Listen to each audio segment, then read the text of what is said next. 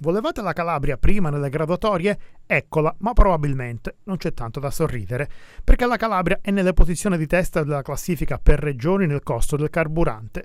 Questo è il prezzo medio odierno, con la benzina a 1,851 e il gasolio a 2,51.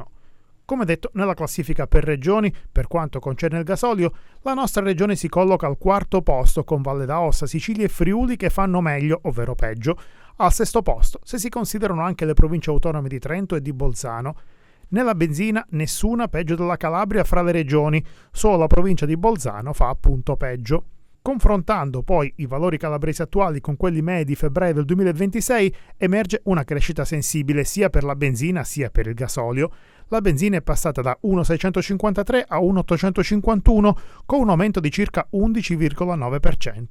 Ancora più marcata la crescita del gasolio, salito da 1,701 a 2,51, pari a un incremento di circa il 20,6%. Tradotto sul costo di un pieno medio da 50 litri, la differenza diventa concreta per gli automobilisti. A febbraio un pieno di benzina costava circa 82,68 €, mentre oggi ne richiede 92,55 €, con un aumento di quasi 9,90 €.